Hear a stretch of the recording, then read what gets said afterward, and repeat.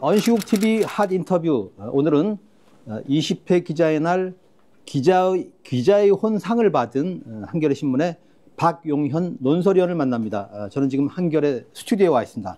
박 의원 안녕하십니까? 네, 안녕하십니까? 네, 시간 내주셔서 고맙습니다. 우선 기자의 혼상 수상 축하드립니다. 감사합니다. 상금 많이 받으셨어요? 예, 뭐 많지는 않습니다. 아, 그렇군요. 네.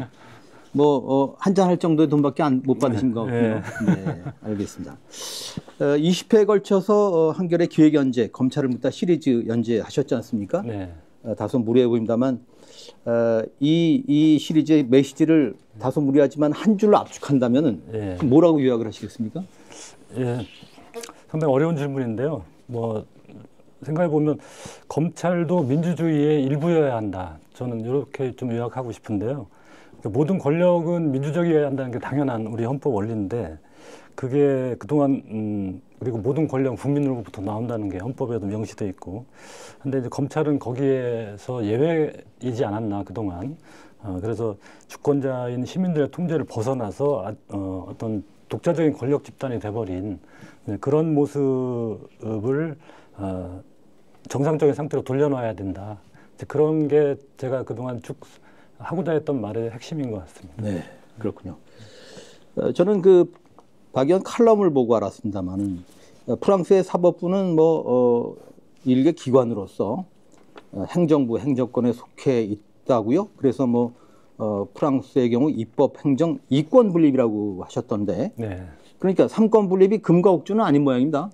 예, 아시겠지만 처음에 존 로크가 권력 분립론 할 때는 행정, 입법, 이권 분립이었고요. 그것이 나중에 이제 몽테스키에나 이런 사상가들 거치면서 결과적으로 삼권 분립이 보편화됐는데, 어쨌든 프랑스는 좀 독특하게도 입법과 행정권만 어떤 권력 분립상의 그 권력으로 인정을 하고, 사법부는 행정부에 속한 하나의 기능으로 보고 있더라고요.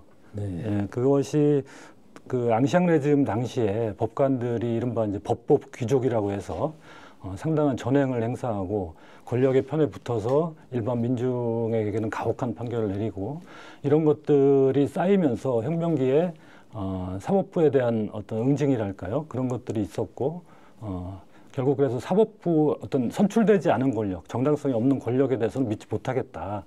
이런 공감대들이 형성되면서 결국 삼권 분립이 아닌 이권 분립 체제로 가지 않았나, 제가 그렇게 짐작이 되고요.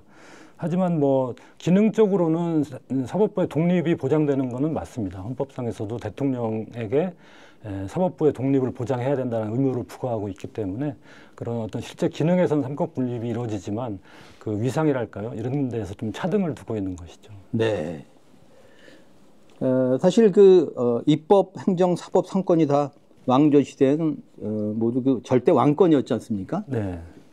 그런 점에서 사법 권력도 확장 지향적일 수밖에 없다고 봅니다만, 근데 우리 사회는 유독 최후의 보루 이런 관점에서 사법 권력에 대해서 상대적으로 관대했다, 그런 인상을 받습니다. 그 환상이 이번에 조희대 대법원의 사법 쿠데타, 직연 판사의 독단적 결정으로 깨졌다고 봅니다. 단적으로 사법개혁 어떻게 해야 합니까? 예, 사법개혁도 저는 검찰개혁과 큰 틀에서는 같은 맥락이라고 보거든요. 결국은 주권자인 시민의 통제, 민주적 통제를 어떻게 강화하느냐. 검찰 권력과 마찬가지로 사법 권력이 주권자들과 동떨어진 자기들만의 어떤 왕국, 자기들만의 권력 집단으로 남지 않고, 거기에 끊임없이 국민의 어떤 주권자들의 어떤 요구가 관철되고, 또 이들이 국민들의 눈치를 보게 만드는 그런 것이 가장 핵심적이 아닐까 싶은데요. 일단 크게 보면은 재판 과정과 그 밖에 어떤 사법 행정의 인사라든지 사법 행정의 측면이 있을 것 같은데, 재판 과정에서는 시민 참여, 그러니까 미국 영미식의 배심원제라든지 이런 식을 통해서 직접 그 재판에 국민들이 참여하는 방안, 이런 것들을 도입하는 게 장기적으로 꼭 필요한 게 아닌가, 그런 생각이 들고요. 사실 우리나라만 그렇지 서구의 대부분의 나라들, 남미까지도 이런 국민들이 재판에 참여하는 배심제를 통해서든 아니면 국민들이 어떤 재판부의 일원을 구성하는 참심제라고 해서 명예법관의 형식으로 일반 시민이 재판부에 참여하는 이런 제도라든지 이런 것들은 어떤 형태로든지 다 도입이 돼 있거든요. 우리나라는 상당히 그런 부분에 예외고 그야말로 전문 법관에게만 모든 걸 맡겨놓는 이런 상황이 지속되면서 지금 나타나는 어떤 사법에 국민과 괴리된 사법에 그런 폐해가 생겨난 게 아닌가 싶고요. 뭐 인사의 측면에서도 지금은 뭐 대법원장이 거의 모든 법관 인사를 좌우하고 거기에 어떤 국회라든지 이런 어떤 민의를 반영하는 통로 여기에서 법관 인사에 어떤 영향을 줄 수 있는 이런 방안들이 우리는 제도적으로 없기 때문에 사실 뭐 이제 유럽 국가들처럼 어떤 사법 평의회나 이런 것들을 통해서 이를테면 의회에서 선출한 대표들이 그 사법 평의회에 참석하고 이 사법 평의회에서 법관 인사를 관장한다든지 이런 어떤 간접적인 루트이긴 하지만 그런 식으로 어떤 민주적 통제가 가미되는 그런 제도들이 필요하지 않나 싶습니다. 네. 그러니까 민주적 통제 또는 민주적 정당성 강화 이게 그 요체군요. 네. 우리 국민참여재판이라고 한 게 있습니다만 이 제도적 보완점 뭐라고 보십니까? 그러니까 지금 참여재판은 일단은 의무적인 게 아니고요. 네. 아주 극히 일부 뭐 10%도 안 되는 일부 사건에만 적용이 되고 그리고 거기에서 국민 배심 이제 이른바 배심원들이 내놓은 결론에 대해서 법관이 구속되지 않는. 그러니까 원래 배심원제에서는 배심원들의 결정은 판사가 번복할 수 없는 건데 그와 달리 우리나라는 판사가 그걸 다시 뒤집을 수 있는 이런 식으로 좀 불완전한 형태로 이루어지고 있기 때문에 그런 뭐 양적인 측면이나 질적인 측면에서 상당히 좀 큰 제한이 있는 것이죠. 그렇군요. 그러니까 뭐 사실상 업조법 아닙니까? 그렇죠. 맞습니다. 그리고 형사재판에만 적용되죠? 네. 외국의 경우에는 민사재판도 참여하지 않습니까? 그렇죠. 민사재판에 참여하고. 민주당의 장경태 의원 등이 대법관 100명 증원을 핵심으로 하는 법원 조직법 개정안을 발의했고 일부에서는 이게 윤석열의 의대 정원 2,000명 증원처럼 좀 졸속이다. 이런 비판도 따랐습니다. 대법관 증원의 필요성 또 증원의 규모에 대해서는 어떤 생각을 하시나요? 이게 뭐 최근에 그 조희대 대법관의 그 무리한 판결 때문에 갑작스럽게 대법원 증원 문제가 이슈가 되면서 그런 법안들이 나오니까 논의 시간이 짧다 보니까 뭐 졸속이 아니냐 이런 시각들도 있는 것 같지만 사실은 오래전부터 논의되어 왔던 사안입니다. 그 사법개혁을 얘기할 때 뭐 10년 이전부터 대법관 증원은 꾸준히 제기되었던 문제고요. 뭐 그 필요성에 대해서는 이번에 대법원이 스스로 보여줬는데 기록을 다 못 보고 재판했다라고 스스로 인정하지 않았습니까? 뭐 1년에 수만 건의 사건을 대법관들이 일일이 다 기록을 보고 한다는 그 자체는 아예 불가능한 거고요.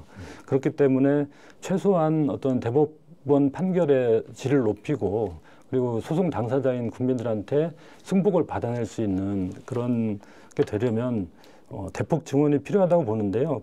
제가 뭐 딱 숫자를 언급하기는 그렇고 뭐 비교법적으로 보자면 독일 같은 경우에는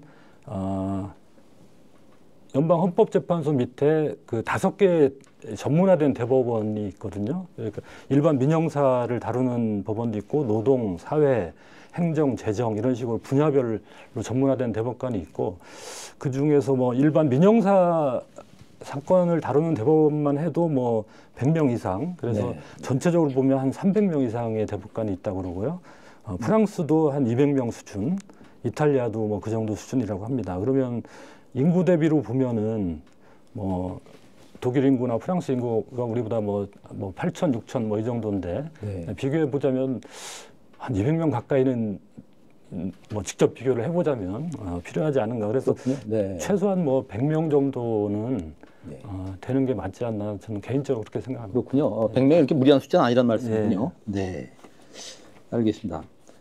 제가 기자 지망생들 대상 강의도 좀 하는데 저는 이제 좋은 기자 지망생들한테 좋은 기자가 되기 전에 좋은 사람이 되라 이런 얘기를 합니다만은 칼럼 쓰신 걸 보면 좋은 사람이 좋은 검사가 되고 나쁜 사람도 좋은 검사가 되게 만들려면은 검찰의 비대한 권한을 견제하는 장치가 필요하다 이렇게 쓰셨더군요. 구체적으로 어떤 견제 장치가 필요한가요? 일단 뭐 지금도 많이 논의가 되고 있지만 권한 분산이라는 게 있지 않습니까? 권력이 집중되면 그리고 권력이 집중되고 거기에 견제가 없을 때는 고인물이 썩듯이 반드시 권력은 부패하게 되는데 그렇기 때문에 일단은 권한 자체를 줄이는 것, 그걸 분산시키는 게 가장 중요하다고 생각하고요. 그거는 뭐 다들 아시겠지만 수사기소 분리라든지 이런 방안을 통해서 이루어질 수 있을 거고요. 그와 함께 그 다른 일반 공무원과 달리 검사는 그 징계나 처벌이 상당히 어렵습니다. 그 징계 자체도 제대로 이루어지지 않고 더군다나 처벌은 공수처가 생기기 전에는 뭐 아예 검찰이 자기 식구들이니까 다 봐주는 식으로 이루어졌고 공수처가 생겼지만 아직도 뭐 인력이나 이런 면에서 많이 부족한 상태이기 때문에 어떤 신상 필벌이 제대로 이루어지지 않는다. 그래서 그런 부분을 좀 강화해야 되겠다는 생각이 들고요. 제가 뭐 지난번 칼럼에서 한번 소개를 해드렸는데 미국에서 그 마치 이제 윤석열 검찰총장과 비견될 수 있는 아주 전횡을 휘두른 그런 검사장이 있었는데 그 사람이 결국은 이제 변호사 자격 박탈이라는 징계를 받거든요. 이제 그 징계를 내린 주체가 법원입니다. 그 미국은 그 변호사 협회와 법원이 어떤 이제 검사도 변호사의 일원이니까 그 검사까지 포함해서 그런 어떤 윤리 의무 준수에 대한 감시를 하고 거기에 대해 징계를 내리고 하는 역할들을 맡고 있거든요. 근데 우리나라는 뭐 검사 징계는 다 법무부에 맡겨져 있고 사실상 검찰 자체의 손에 맡겨져 있다고 해도 과언이 아니고 그렇기 때문에 이런 어떤 뭔가 검사가 해서는 안 될 그런 행동을 했을 때 그에 대한 적절한 징계가 이루어질 수 있는 장치들이 좀 더 많이 촘촘하게 생겨야 되겠다 그런 생각이 듭니다. 이재명 민주당 후보의 공약에 비검사에 대한 뭐 파면 제도 도입 뭐 이런 게 있던데 말씀이죠. 그러면 우리는 그런 파면 절차를 마련한다고 하면은 아까 미국처럼 뭐 변협이랄까요? 대법원과 변협이 같이 협력하는 그런 구조가 돼야겠습니까? 그런 구조도 만들 수 있을 것 같고요. 아니면 뭐 일반 시민들이 좀 더 참여할 수 있는 그런 어떤 형태의 조직을 좀 새로 구상해 볼 수도 있을 것 같습니다. 참고로 프랑스 같은 경우에는 일반인들도 그 징계를 청구할 수 있는 자격이 있거든요. 그러니까 거기는 아까 말씀드린 그 사법평의회라고 하는 최고 사법관 회의 여기에서 이제 인사와 징계까지 담당을 하고 있는데 일반인들이 어떤 자기가 검사로부터 부당한 일을 당했다라든지 할 경우 사건 처리가 잘못됐다라고 할 경우에 여기에 직접 이 기구에 직접 징계를 신청해서 그것이 받아들여지면 징계 절차가 진행되는 뭐 이런 사례도 있고요. 이 최고사법관회의 자체가 한 절반 정도는 그러니까 외부인, 그러니까 절반 정도는 이제 내부인이지만 절반 정도는 또 외부인으로 구성돼서 운영되기 때문에 우리도 그런 식의 어떤 기구를 한번 구상해 볼 수 있을 것 같습니다. 그러니까 검찰 검사의 징계도 일종의 문민 통제 같은 게 이루어지고 있군요. 알겠습니다. 우리도 뭐 검찰 징계위원회에 뭐 외부 인사들이 참여하긴 하지만 그 구성 자체를 상당히 법무부 장관이 많이 주도할 수 있기 때문에 아직은 좀 미흡하다고 볼 수 있죠. 이 법무부 장관을 검찰 출신이 맡는 건 어떻게 보시나요? 그것도 사실은 그동안 꾸준히 제기해왔던 검찰 개혁 그 방안 중에 하나죠. 그러니까 그동안 검찰 출신이 이 법무부 장관이 되면서 사실상 법무부가 검찰을 통제하고 견제하는 역할보다는 뭐 검찰과 한 몸이 되는 사실상 한 몸이 돼서 뭐 법무부 장관이 뭐 검찰총장 위에 있는 검찰총장처럼 행세하기도 하고 그렇기 때문에 검찰의 여러 가지 또 폐해라든지 잘못된 부분을 법무부가 나서서 바로잡는 일이 거의 이루어지지 않고 그렇기 때문에 법무부 장관은 반드시 그 검찰이 아닌 외부에서 임명되는 게 맞다고 생각합니다. 뭐 사법통이시니까 차기 정부에 법무장관을 만다. 이게 뭐 이제 가벼운 질문입니다. 그렇다면 꼭 한 가지만 좀 반드시 해야겠다 싶은 개혁, 혹은 검찰 개혁, 뭘 꼽으시겠습니까? 글쎄요, 갑자기 질문. 글쎄요, 어쨌든 제일 시급한 거는 수사 기소 분리라고 생각합니다. 그래서 수사 기소 분리라는 개혁 작업이 아주 완벽하게 이루어질 수 있도록 노력하는 게 다음 법무부 장관이 좀 가장 심혈을 기울여야 될 문제가 아닐까 생각이 듭니다. 그럼 진도 더 나가 보시죠. 그러니까 문정부 때 수사 기소 분리를 좀 했지 않습니까? 그런데 좀 미진하다고 보시는 거고 개선점이 있다는 말씀이죠? 그렇죠. 예.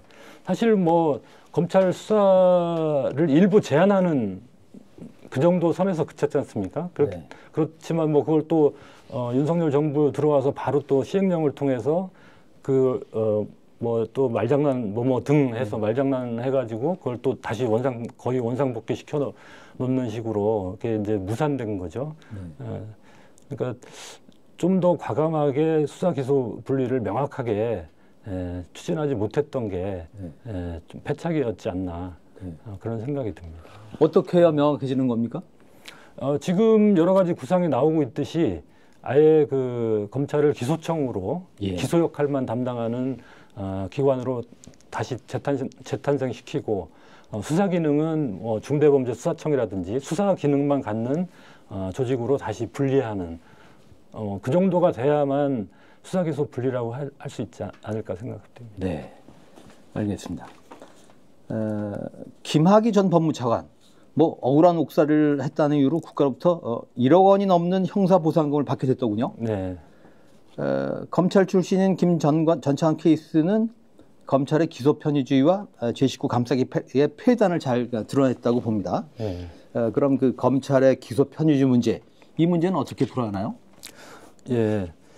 이 부분은 어쨌든 기소 편의주의라는 게 이제 뭐 쉽게 말하면 검찰이 뭐 기소할지 말지를 마음대로 정할 수 있는 권한을 준다는 건데요. 저는 요 두 가지로 좀 나눠볼 필요가 있을 것 같은데요. 하나는 불기소하는 경우, 부당하게 불기소하는 경우, 이른바 이제 봐주기 하는 경우죠. 이제 그런 경우는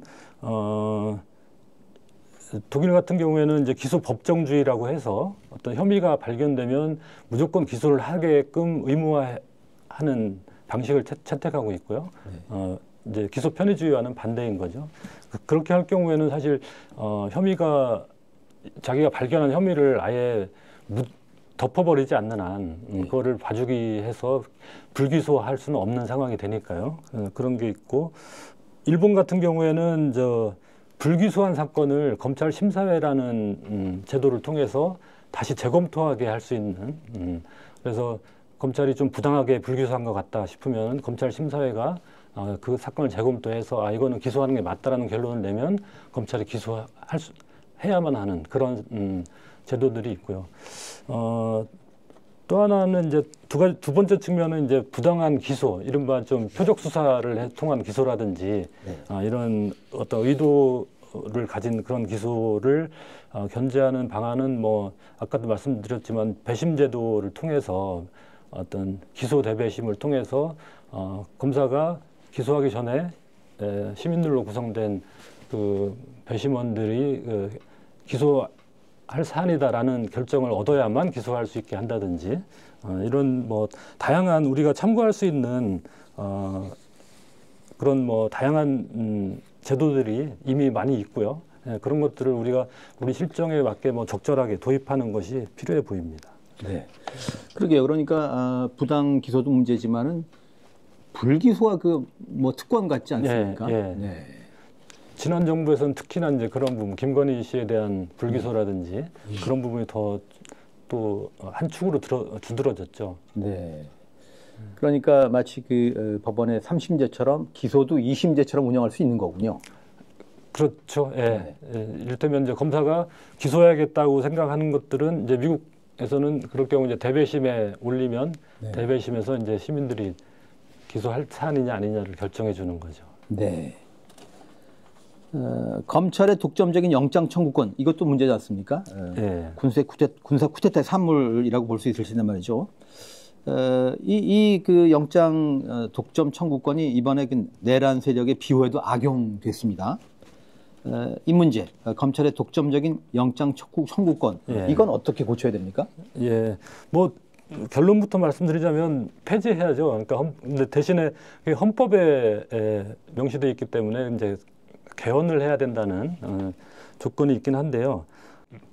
1948년에 우리 헌법이 처음 제정됐을 때는 없던 조항이거든요. 그 당시에는 영장 청구를 누가 할 수 있느냐에 대해서는 헌법에 규정이 아예 없었는데 말씀하신 대로 그 5.16 쿠데타 이후에 박정희 정권 하에서 이제 개헌이 되면서 검사의 신청에 의하여라는 이제 문구가 들어가면서 시작된 것인데 경찰이 함부로 영장을 청구하지 못하게 하자. 그래도 이제 법률 전문가인 검사가 그걸 한번 걸러주는 게 맞다. 인권을 위해서. 말인즉슨 좋은데 사실 그런 취지로 운영되고 있느냐. 최근에 검찰이 경찰이 신청한 영장을 검찰 단계에서 기각한 사례들 보면은 뭐 김성훈 경호처 차장이라든지 이런 식으로 검찰이 경찰 수사를 방해하거나 회방하거나 아니면 자기들 뜻대로 어떤 사건을 끌고 가기 위한 수단으로 이용하는 측면이 훨씬 더 두드러졌거든요. 그리고 어떤 인권보호 차원에서 함부로 영장을 신청하지 못하게 하자. 그 말은 맞지만 그거는 그 역할을 하는 것은 법관인 것이죠. 그러니까 영장제도의 취지란 게 수사기관이 아니라 제3자인 법관이 객관적으로 이 사람이 구속이 필요한지 이 압수수색이 필요한지를 판단하게 하라는 것이기 때문에 그 어떤 인권보호의 역할은 당연히 법관이 하면 되는 겁니다. 그렇기 때문에 수사기관의 한 일원인 검사가 그 역할을 꼭 해야 된다? 이거는 좀 맞지 않고 실제적으로도 그렇게 운영되어 오지 않았던 거고요. 그래서 개헌을 통해서 그 부분은 모든 수사기관이 영장을 청구할 수 있는 권한을 갖도록 개정하는 게 맞다고 봅니다. 네. 개헌 얘기가 나왔습니다. 개헌이 이루어질지 모르겠습니다만은 개헌을 한다는 것을 전제로 할 때 그러면 검찰 개혁이랄지 사법 시스템 개혁이랄지 요 영역에 국한해서 네. 개헌안에 담아야 될 내용을 좀 제안을 해보신다면 어떤 제안을 하시겠습니까? 일단 뭐 영장 청구권 조항을 없애고 그다음에 지금 그 문제가 나오고 있지 않습니까? 이제 이른바 이제 법원의 확정 판결에 대해서 헌법재판소의 그 헌법소원 대상으로 삼을 것이냐. 네. 이 부분도 지금 중요하게 부각되고 있는 이슈인데 이 부분도 사실은 현행 헌법에서도 가능하다는 뭐 해석들이 다수이긴 합니다. 하지만 좀 더 그거를 좀 명확하게 해서 일단 헌법의 그런 취지를 명확히 한다든지 명문화할 수 있다는 거군요. 네. 그리고 또 아까 말씀드린 독일 사례를 보면 연방 헌법재판소 아래에 이제 대법원들이 배치되는 식의 구조가 돼 있는데 우리는 뭐 어떻게 보면 헌법상으로는 법원이 더 앞에 있고 헌법재판소는 그 뒤에 규정돼 있고 뭐 이런 단순한 순서의 문제라기보다는 이제 그런 식으로 어떤 위상의 차이를 두고 있는 측면도 있고 하니까요. 그런 부분도 좀 더 헌법재판소가 사실은 헌법에 관한 사항을 관장하는 곳이니까 어떻게 보면 사법부 안에서 가장 높은 위상을 갖는 게 저는 맞다고 생각하거든요. 그래서 그런 부분도 좀 헌법에서 명확히 그 자리매김을 해주는 게 맞지 않나 싶고요. 그다음에 또 하나는 뭐 약간 이거는 부차적인 건데 그 헌법에 검찰총장이라는 직위가 이제 헌법에 등장합니다. 그래서 뭐 검찰총장 역할을 규정하고 있지는 않지만 뭐 검찰총장 임명 때는 뭐 국무회의의 논의를 거쳐야 된다 이런 식으로 해서 검찰총장이라는 직함이 등장하는데 저는 이것도 검찰총장에게 그 어떤 모든 권력이 집중됨으로써 그동안 뭐 윤석열 총장 사례에서도 봤지만 그런 것들이 검찰 문제에 상당한 어떤 원인이 되고 있는 측면도 있기 때문에 검찰총장이라는 말도 저는 헌법에서 지웠으면 좋겠습니다. 그래서 검찰총장은 뭐 그저 그냥 검찰청이라는 이게 나중에 바뀐다면 뭐 기소청이 될 수도 있겠죠. 그냥 네. 그 기소청의 그냥 수장일 뿐인데 그리고 그 권한을 훨씬 더 앞으로는 더 제한을 해서 축소시켜야 될 텐데 그게 헌법에 버젓이 있다는 것도 좀 어울리지 않는 게 아닌가 그렇게 생각이 듭니다. 그러니까 검찰청 조직법이랄지 이런 그 하위법에 그냥 규정하면 된다. 굳이 헌법에서 그렇죠. 예, 그런 예, 말씀이죠. 예. 네, 알겠습니다. 좀 무거워진 것 같아서 좀 가벼운 질문을 드려보겠습니다. 어느 로스쿨 교수가 그런 얘기를 하시더군요. 거기도 이제 검사 출신 교수들이 있는데 저기 겪어보니까 한 번 검사는 영원한 검사더라. 네. 그런 얘기 하더군요. 많은 검사들을 만나보고 겪어보셨을 텐데 검사에 대한 한국의 그 현지 검사에 대한 인상이랄까? 네. 좀 가벼운 얘기를 좀 하시다면 어떤 말씀이시겠습니까? 예, 다양하다고 생각합니다. 예, 뭐 검사가 한두 명도 아니고 그 안에 있는 사람들을 뭐 이렇게 하나로 어떻게 표상을 지을 수는 없을 것 같고요. 뭐 제가 만나본 검사들을 보자면 자기가 가진 자기의 어떤 직분에 충실해서 정말 정의가 무엇인지 좀 고민하고 정의를 실현하고자 하는 억울한 사람이 없게 하고 싶다. 뭐 이런 어떤 순수한 열정으로 검사가 되고 그런 것들을 계속 간직하는 그런 검사들도 있죠. 예, 반면에 좀 뭐랄까요, 자기에 대한 과대한 평가라고 할까요? 좀 마치 자신이 우리나라의 운명을 쥐고 있다라는 식의, 그래서 자기가 가진 권한을 통해서 뭐 자기가 뭔가 우리 사회가 움직이는데 큰 자기가 영향을 미칠 수 있다, 이런 어떤 좀 과도한 뭐랄까요, 과도한 자부심, 네. 이런 것들을 가지고 있는 검사들도 있는 것 같고요.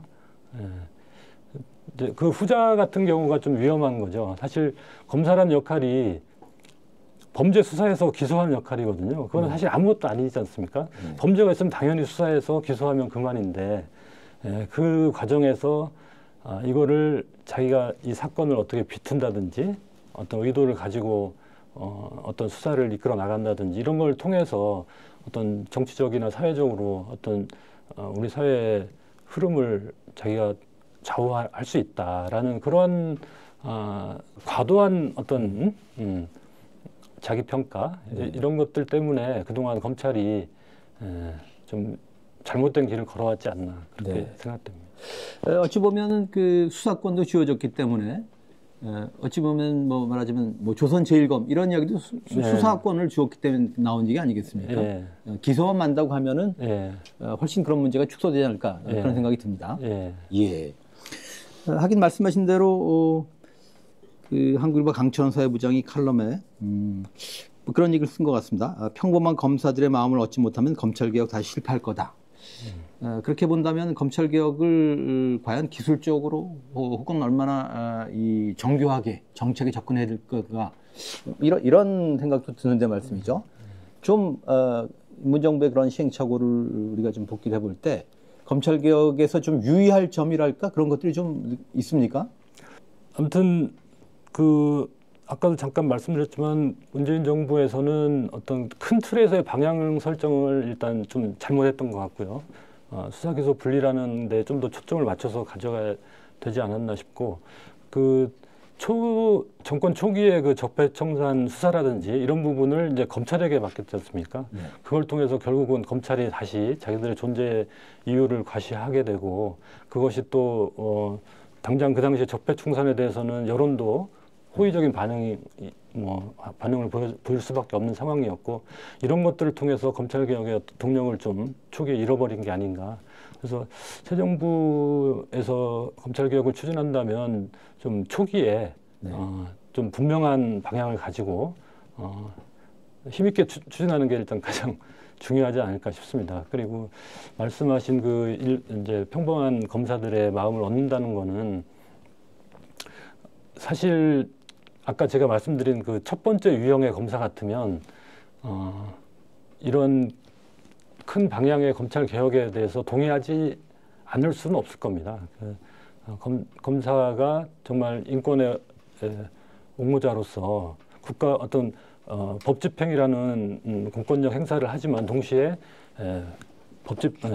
인권 옹호 기관으로서의 그런 역할이 검사에게 주어진 애초의 역할인데 그런 거에 충실하고자 한다면 굳이 수사 기소권을 다 움켜쥐고 할 이유가 없거든요. 네.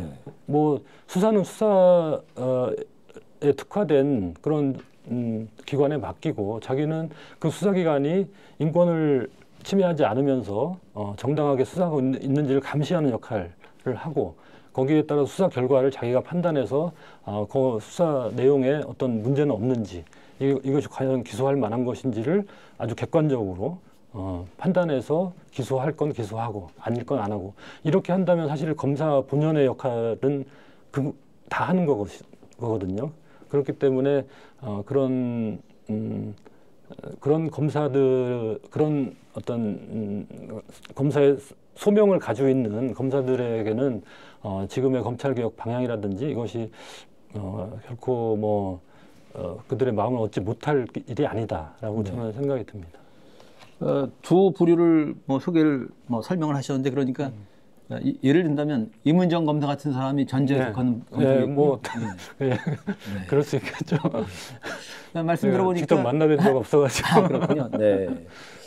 말씀 들어보니까 수사권과 기소권이라는 게 좀 견제 관계랄까? 그러니까 수사에 대한 기소를 통한 견제 이런 게 이루어질 수 있겠군요. 네. 네. 그러니까 수사 기소 분리라는 거를 필요하다고 보는 가장 큰 것이 그거죠. 그러니까 수사기관은 어떻게 해서든지 뭐 아시겠지만 수사기관은 범인을 잡고 싶어하지 않습니까? 잡아서 벌을 주고 싶어하죠. 뭐 물론 그런 정의감이 이제 수사관들에게는 필요한 것이고 그들의 어떤 역할이기도 하지만 근데 그러다 보면 과도하게 무리한 수사를 할 수도 있고 아니면 그 사람이 지은 죄가 실제보다 커 보일 수도 있는 것이고 이런 데서 오는 어떤 편향들이 결국은 기소까지 그대로 이어진다면 상당한 어떤 인권 침해적인 요인이 되는 것이고 그래서 그렇기 때문에 뭐 독일이나 뭐 미국이나 대부분 이제 검사들은 법률 전문가로서 그런 수사기관을 통제하면서 수사가 인권 침해적인 방식으로 이루어지지 않도록 감시하고 그다음에 이들이 가져온 수사 결과에 대해서 이것이 정말 객관적인 증거인가 아니면 어떤 뭐 오염된 증거인가 이런 부분들을 명확히 판단하고 이런 역할들을 하는 거기 때문에 그런 역할이 일단은 검찰에게 주어진 가장 중요한 역할이라고 봅니다. 네. 문정부 검찰개혁 얘기가 나왔습니다만 사실 문재인은 검찰개혁에 최적화된 대통령 같았습니다. 고 노무현 대통령에 대한 검찰의 그 부당한 수사를 겪었고 또 김인혜 교수와 이 공저도 냈지 않습니까? 검찰을 생각한다, 뭐 무소불위의 권력 검찰의 본질을 비판하다. 이 책에 띠지에 이렇게 적혀 있었던 것 같습니다. 문재인 대통령의 검찰개혁 매뉴얼. 이렇게 그 정권의 명운을 걸다시피 했던 문재인 검찰개혁 실패 요인이 여러 가지 있을 텐데 윤석열 총장이 그 법무부 장관하고 이렇게 갈등을 겪을 때 임기제 총장이니까 임기를 보장한다 그런 마인드였던 것 같은데 뭐 임기가 법으로 보장된 건 맞습니다만은 그러나 그게 무조건 보장이 돼야 되는 겁니까? 일단 뭐 현행 법으로만 따지자면 보장이 돼 있는 건 뭐 어쩔 수가 없겠죠. 이를테면 뭐 그거를 대통령이 물러나라고 하는데 나는 법에 따라 보장돼 있으니까 물러나지 않겠다라고 했을 때는 상당히 뭐 정치적으로도 그렇고 법적으로도 좀 혼란한 상황이 초래될 수 있는 거기 때문에 저는 이제 그거보다 좀 그 앞서서 앞단추가 잘못 깨어진 게 이제 윤석열이라는 문제적인 인물을 이제 검찰총장으로 아주 초고속으로 발탁한 그 과정에서의 문제가 가장 크지 않았나 그런 생각이 듭니다. 겉으로는 검찰개혁을 찬성하고 앞으로 협조하겠다는 식으로 얘기를 하지만 뭐 속으로는 전혀 다른 마음을 품고 있었던 게 이제 사후적으로 드러났는데 그런 부분을 좀 면밀히 인사 과정에서 보지 못한 게 좀 패착이 아니었나 싶습니다. 네. 그 당시에 윤석열 총장이 뭐 그 전에 그런 발언을 한 것 같습니다만 어떻든 인기를 얻은 것이 나는 사람에게 충성하지 않는 그런 했지 않습니까? 그게 진심이라면은 자신도 개인에 대한 충성을 요구하지 말았어야 되는 거 아닙니까? 그렇죠. 네. 예.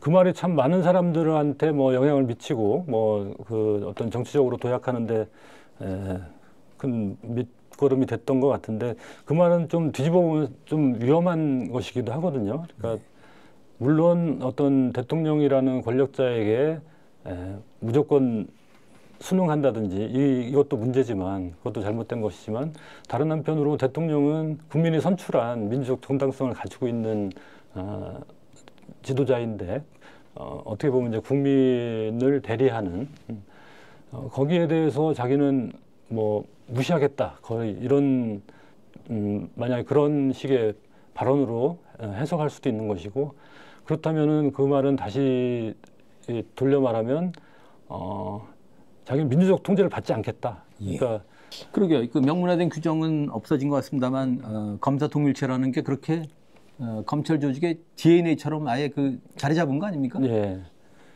그게 뭐 법 규정상은 그 표현은 사라졌지만 사실상 여러 가지 제도나 뭐 검찰총장이 실질적으로 행사하는 어떤 권한을 보면 사건을 이리저리 옮길 수도 있고 누구의 사건을 다른 검사한테 줄 수도 있고 이런 제도들은 여전히 살아있고 그걸 통해서 사실상은 검찰 전체를 지휘하고 있는 거거든요. 사실상. 그렇기 때문에 또 그 안에서 뭐 명령을 거부한다거나 저항하는 검사들은 또 바로 여러 가지 수단을 통해서 제거한다든지 아니면 조직 안에서 완전히 왕따 비슷하게 만들어버리는 그런 여러 가지 방식을 통해서 사실상은 검사 동일체의 폐해가 지금까지 이어지고 있는 것이고요. 그게 아까 제가 말씀드린 이제 검찰총장의 역할 권한 문제와도 관련이 있는데, 우리나라처럼 이런 식으로 한 사람에게 검찰의 모든 권한이 집중되어 있는 나라는 없거든요. 뭐 대표적으로 보면 프랑스 같은 경우에는 검찰총장이라는 직함이 있긴 하지만 아주 명목상의 직책일 뿐이고 실질적으로는 한 10여 개의 고등검찰청장에게만 자기 휘하에 있는 검사들에 대한 지휘권을 주고 있거든요. 그렇기 때문에 전국적으로 한 명에게 모든 검찰권이 집중되는 형태는 아주 이례적인 일이죠. 그것이 우리나라가 그런 형태를 취하고 있기 때문에 검찰총장의 권한도 상당 부분 제한하고 분산시켜야 된다. 네. 그런 생각입니다.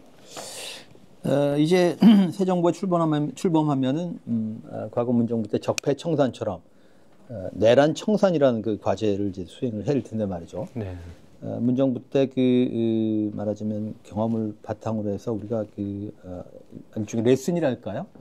내란 청산 과정에서 하여튼 검찰을 어떻게 운영을 해야 좋을지 그런 쪽으로 좀 말씀해 주시죠. 예, 아니 그거는 좀 간단한 것 같습니다. 그 특검을 통해서 하면 될 것 같습니다. 그러니까 그거를 뭐 검찰에게 다시 맡기고 뭐 검찰에서 또 뭐 우리도 뭐 열심히 할 수 있다, 뭐 우리가 능력이 있다라는 걸 과시하기 위해서 또 특정 사건에 대해 또 뭐 속도를 낸다거나 할 수도 있을 겁니다. 하지만 그런 것에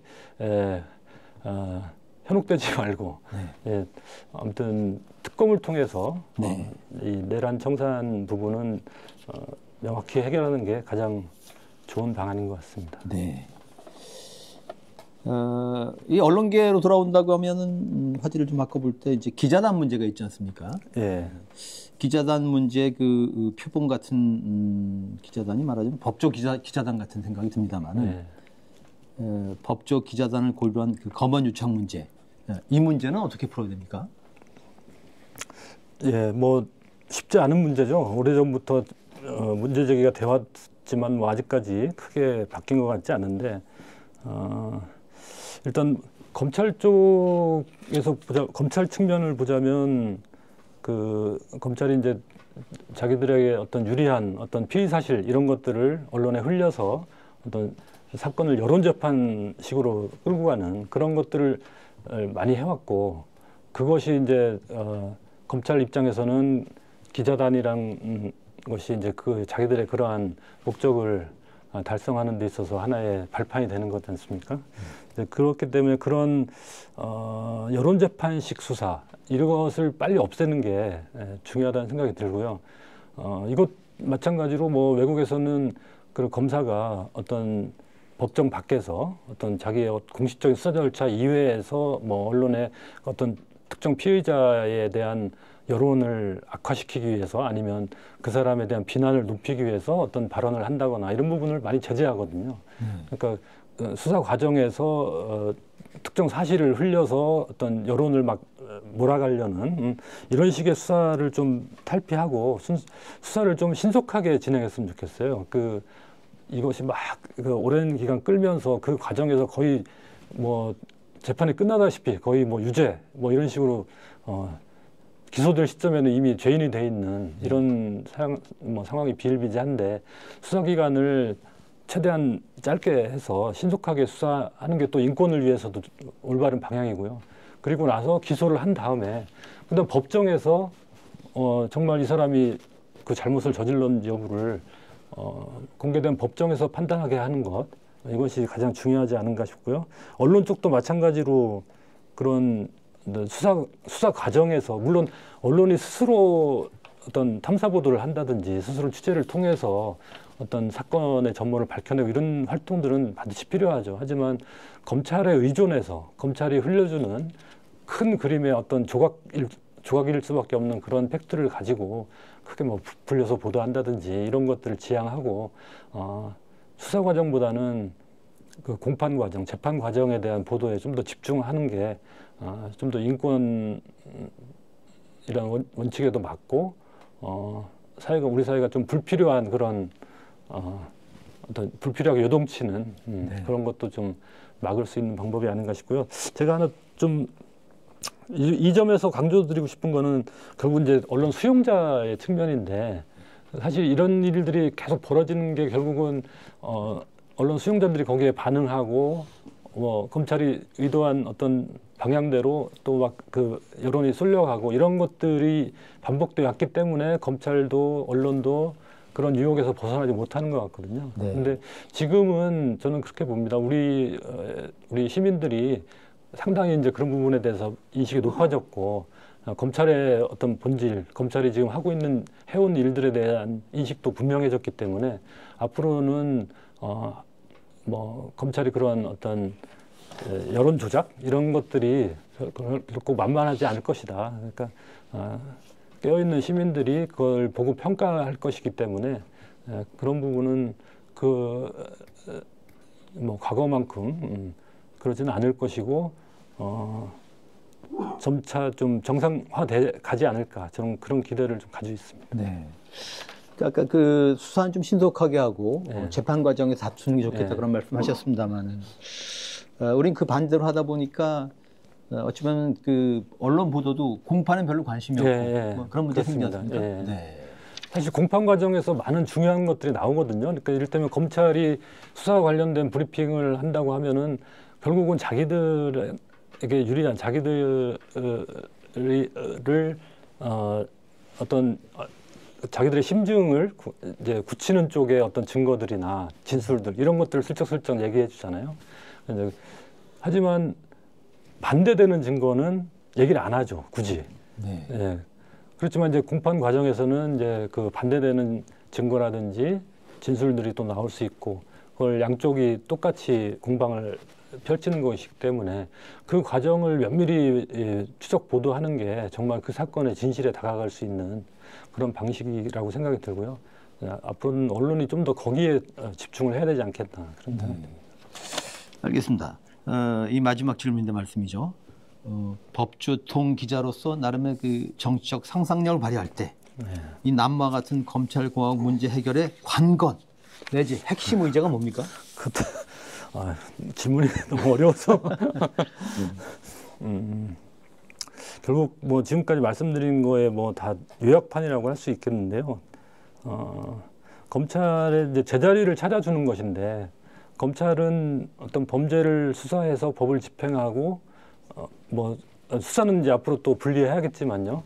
그런 기소하는 그런 역할인데 거기에만 충실할 수 있게 어떤 다른 어떤 정치적 고려라든지 아니면 어떤 검찰 조직의 어떤 이해관계라든지 아니면 검찰 구성원 특정 검사의 이해관계라든지 이런 것들이 좌우되지 않게 만들어가는 것이 가장 중요하지 않나 싶은데 그동안 뭐 검찰이 어떤 자기의 어떤 조직의 힘으로써 그 똘똘 뭉쳐가지고 그 안에서 여러 가지 사건들을 이리저리 요리하고 기획하고 하면서 우리 사회에 영향을 미쳐왔는데 그런 부분을 좀 끊어내는 게 가장 중요하지 않나 싶습니다. 그래서 뭐 그 방안은 계속 말씀드렸듯이 권한을 분산하고 또 견제할 수 있는 장치들을 많이 만들고 그럼으로써 결국은 국민을 무시하지 못하고 국민을 좀 무서워할 수 있게 하는 것 그것이 가장 관건이 아닌가 싶습니다. 네, 알겠습니다. 언시국 TV 핫 인터뷰 오늘은 법조통 한결의 박용현 논설위원 만났습니다. 고맙습니다. 고맙습니다. 감사합니다.